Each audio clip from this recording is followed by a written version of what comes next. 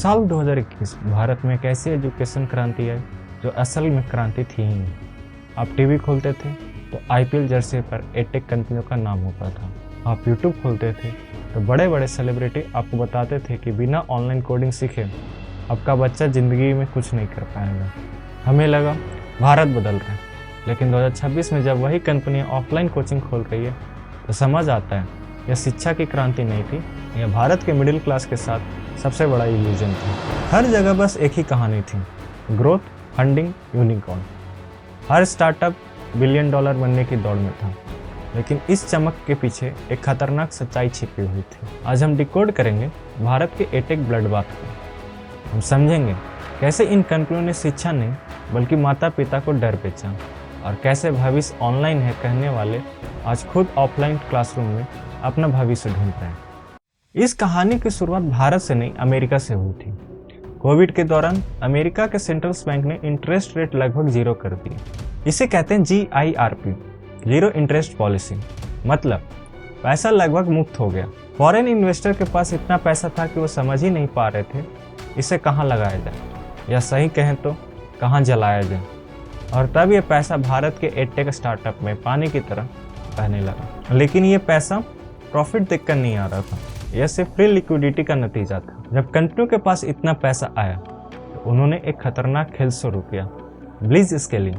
मतलब प्रॉफिट भूल जाओ, बस कस्टमर जोड़ते जाओ। एक छात्र को 5,000 रुपये का कोर्स बेचने के लिए 10,000 से 15,000 रुपये तक जला दिए जाते थे। यानी 1 रुपया कमाने के लिए 3 रुपये जल रहे थे। मार्केट पर कब्जा करने के लिए टीचर्स को करोड़ों का पैकेज और लग्जरी कारें दी गई।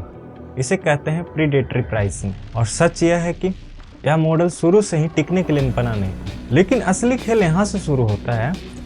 इन कंपनियों ने पैसा कोर्स बेचकर नहीं बल्कि डर बेचकर कमाया, फियर ऑफ मिसिंग आउट।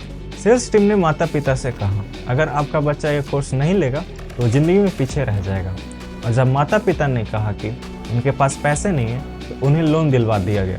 आज कंपनियां गिर चुकी हैं, कोर्स बेकार साबित हो चुके हैं, लेकिन उस माता पिता के खाते से EMI आज भी कट रही है। यह शिक्षा नहीं थी, यह भारत का सबसे बड़ा डर बेचने वाला बिजनेस था। फिर आया 2022, इंटरेस्ट रेट बढ़ गई और फ्री का पैसा गायब हो गया। जो कंपनियां सिर्फ निवेश के सहारे चल रही थी वो एक एक करके गिरती चली गई। हजारों लोगों की नौकरी चली गई। और आज 2026 में जिन कंपनियों ने कहा था ऑफलाइन क्लासरूम खत्म हो जाएगा, आज वही कंपनियां ऑफलाइन सेंटर खोल रही हैं। इसे कहते हैं फिजिटल मॉडल। यानी जिस चीज़ को खत्म करने निकले थे आज उसी पर सरवाइव कर रहे हैं। उन्हें आके समझ आ गया कि भारत का माता पिता 1 लाख रुपए की फीस किसी स्क्रीन को देखकर नहीं देता, वह देता है ट्रस्ट देखकर। और ट्रस्ट आज भी क्लासरूम में बनता है। इस पूरी कहानी का एक ही सबक है, capital is not a move. सिर्फ पैसे के दम पर कोई मजबूत बिजनेस नहीं बनाता। जब आप बिना प्रॉफिट के सिर्फ विदेशी पैसों के सहारे उड़ते हैं तो मैक्रो बदलते ही आप गिरते जरूर हैं।